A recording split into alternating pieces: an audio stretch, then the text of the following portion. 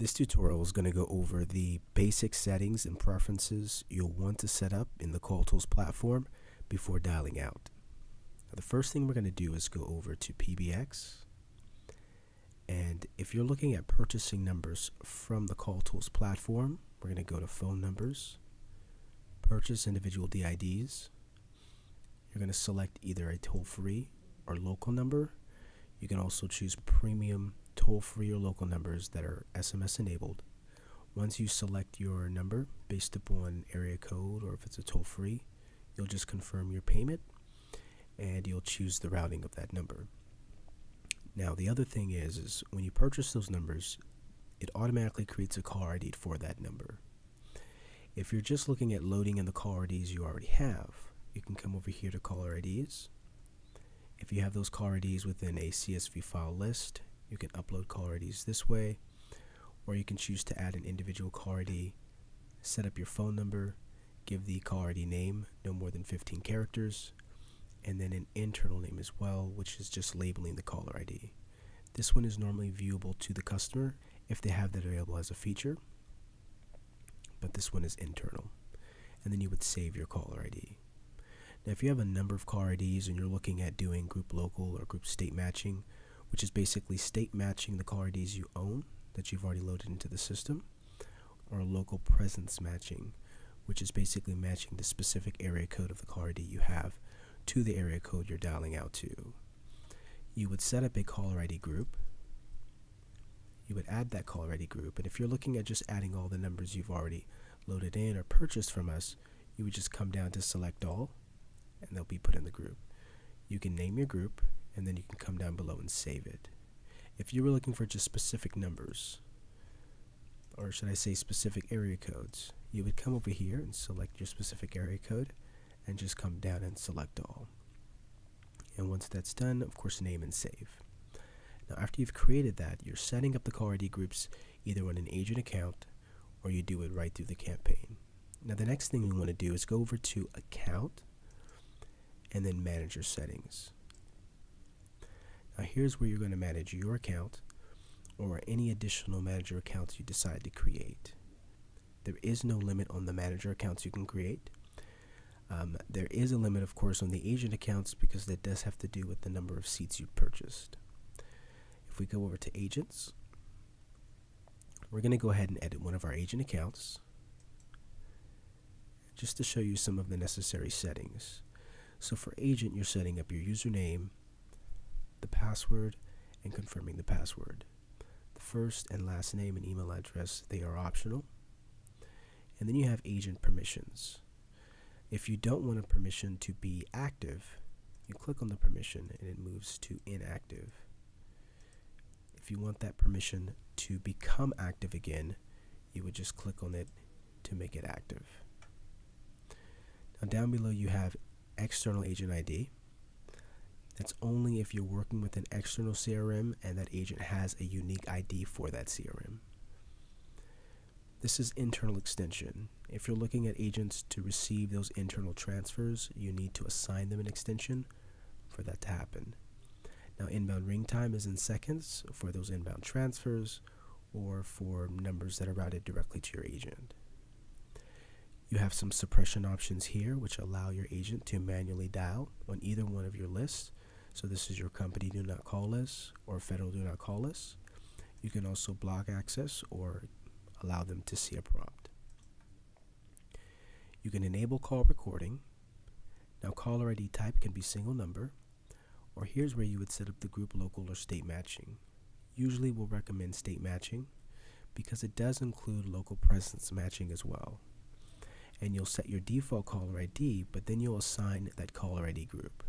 So if you have those 100 caller IDs that you loaded into the system and set them in the group, it's now going to begin to use those 100 caller IDs to pull from in order to match where you're dialing out to.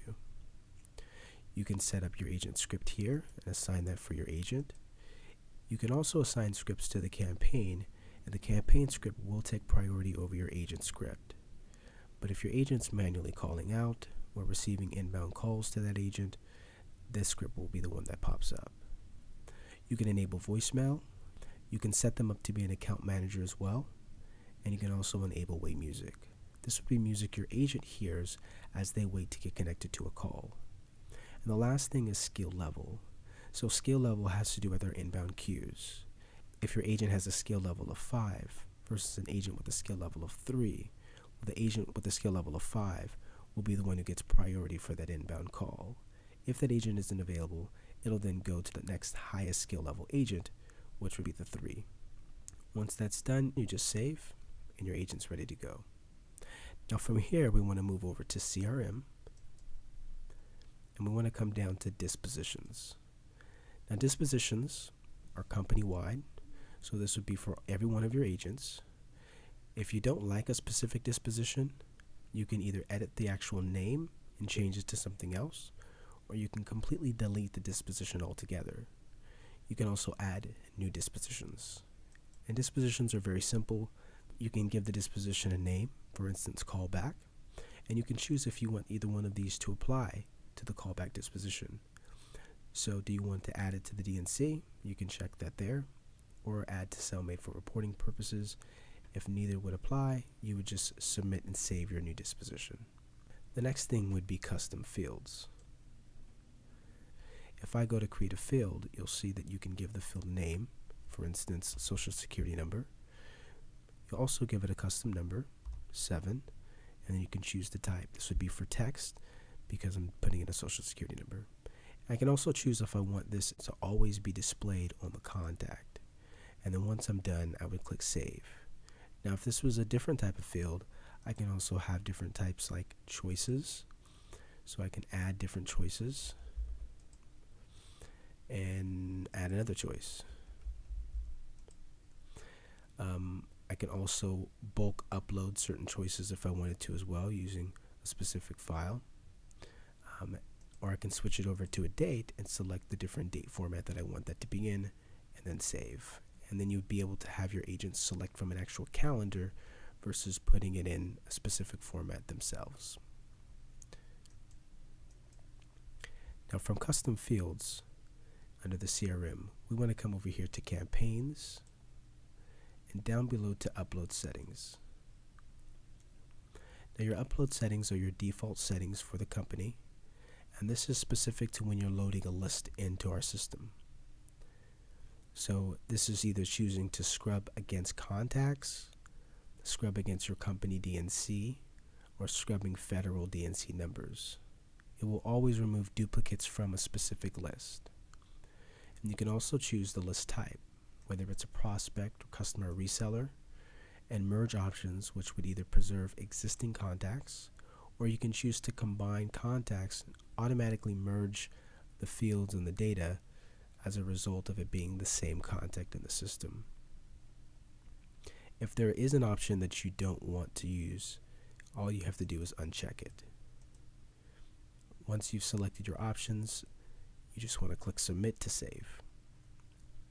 And the next thing would be phone list.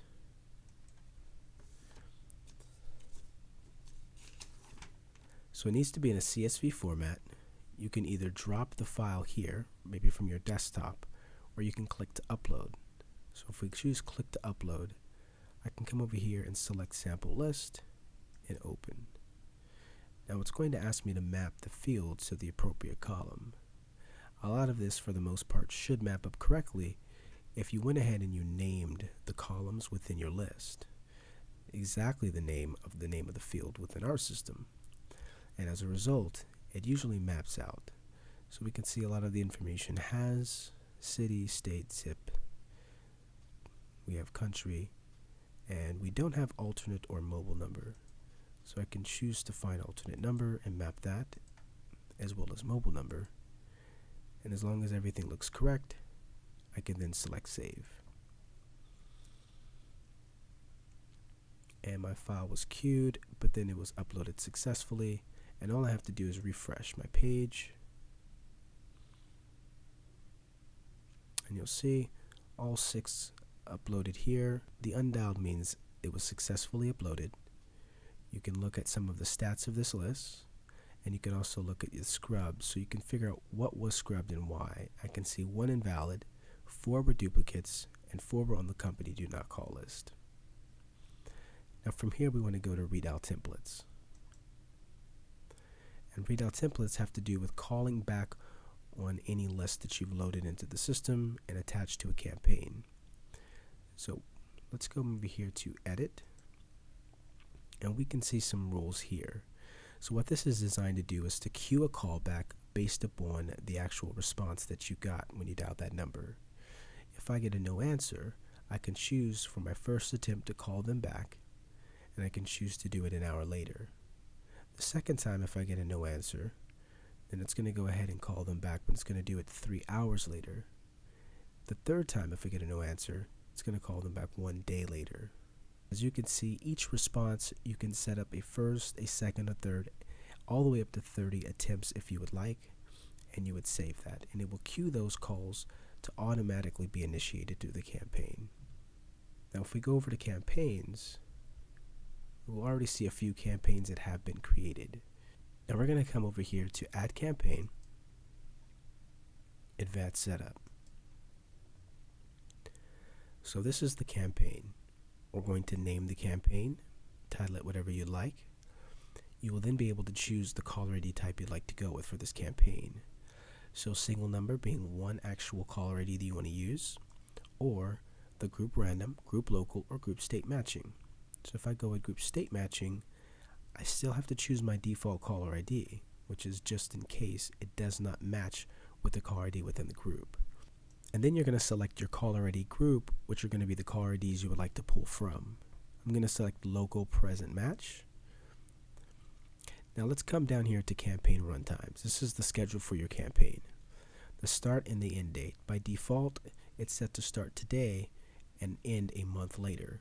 You can change your end date by just moving over and selecting the 8th.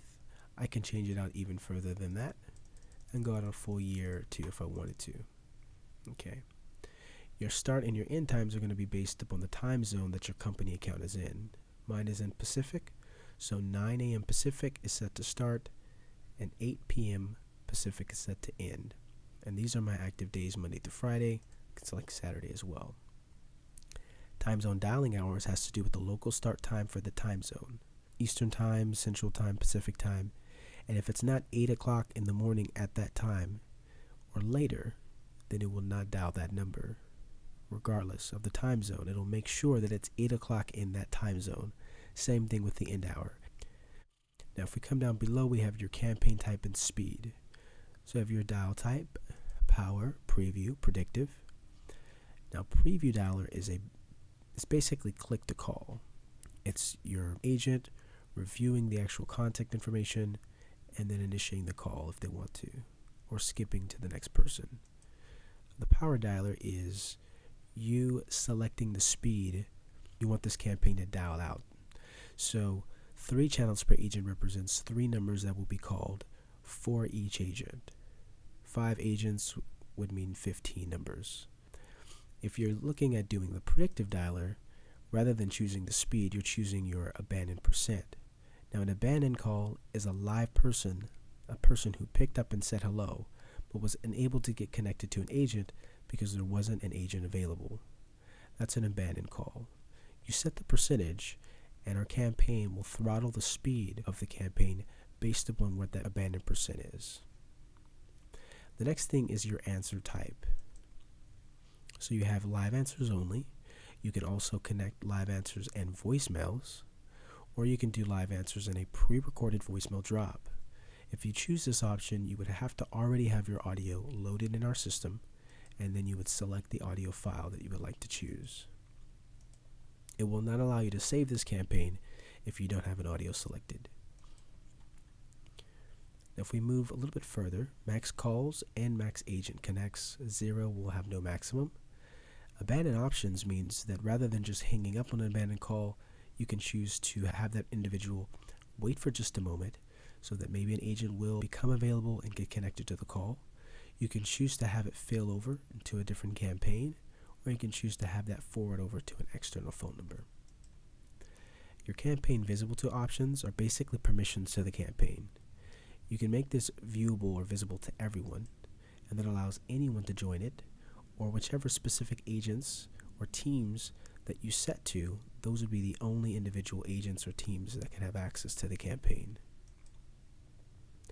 Custom template fields. This has to do with your custom fields that you've created. You can choose to have all those custom fields show all the time, or you can choose to have only the selected ones you choose show through this campaign. So we won't select that there. And then suppression options. If you're not scrubbing against contacts that are already in your CRM, you may want to consider using this. This has to do with contacts that are in multiple lists that you've uploaded into our system. And so it will suppress those numbers if you've already spoken to them, maybe within the last 3 days, if they're a live person, or if you got their voicemail. You can kind of choose. You can always leave it as allow duplicate calls, but if you find that you are running into calling people multiple times, then you may want to check this option, or check to make sure they're not in multiple lists. You can scrub from the federal DNC or company DNC as well. You can choose your dial order. Newest leads get dialed first, or oldest leads dialed first. You can set the agent speed, which is based upon our answer machine detection. It can either run at its normal speed to detect whether that's a live call or a voicemail, or you can change the speed from normal to fast, which speeds up its processing in order to determine whether it's a live or a voicemail. As a result of that, though, you will get more voicemails connected to your agents. You can set up your agent script right for the campaign, or you can go ahead and create one right on the fly here by naming the script or pasting in the script for your agent. Now you can also enable call recording, which will be on our servers for 30 days. You'll have access to play them or download them. You can set up transfer call IDs. So if you're transferring a call out to an external number, you can choose if you want it to be the callee, which would be the person you dialed. Their number would be the number that shows to the recipient that you're transferring to. Or you can choose for it to be the campaign default caller ID for this campaign. An inbound failover type would only pertain to inbound numbers that are routed to this specific campaign. And if there isn't an agent available, you can choose a failover so that that number would then be routed either to a queue or to a voicemail or to a specific agent, or forwarded out to a different number. You can also choose to hide the lead count and the readout count for your agents. So normally when your agents join a campaign, they will see how many leads are remaining or how many readouts there are. If you don't want them to have that access, you can hide it here. You can choose the readout template, which has to do with those readout rules we covered. You can also DNC some area codes or states, and then visible connectors, which has to do with any connectors you've created. If you want them to be visible in this campaign, you would then select them and make sure that they show up. Now once you're done with all the settings, you would then choose to save. And I'm not going to save this one here, but let me go over to campaigns. Once your campaign is saved, you'll then need to add your leads. So I'm going to go ahead and look at this campaign here. Let me pause this campaign. Let me show you some of the options. First, you have the option to start your campaign or pause the campaign. You can edit to get back to the settings of your campaign. You can go to the leads of your campaign so you can attach new leads, or you can remove previous leads. You can recycle the campaign. You can do a CDR export, which will allow you to export all the call records of the campaign. You can copy the campaign, or you can copy the settings of the campaign and attach files. So copying the settings means all those settings we went through would be duplicated into another campaign, where you can then change the name and add additional leads. You can delete your campaign, and then you can clear the redials, which had to do with those readout rules. Now let's go to add leads, and we can choose to do the same thing we did originally before. We can drop files, or we can click to upload leads right now, or we can take a look at the leads that have already been loaded into the system and then select those. So attach files. I can see here that I have some lists here. I don't see my list. I can go next, and then I can see my list there. The other thing that I can do is I can search my list by just clicking sample, and then my list shows up right there. I can check the box I would like, Now, I can also check a number of boxes for a number of lists and attach all those. And now all those lists are attached to the campaign. I can come back over to campaigns, and I can see the leads of the campaign here. Now, if your campaign is not running, if it's paused or in a waiting status, then that means your agent will not be able to see the campaign. So we have to come over here to start this campaign, and now it's running. So now your agent will be able to join the campaign and start dialing out. And that would conclude all the basic settings necessary to set up on your company account in order for your agents to begin dialing out. Thanks.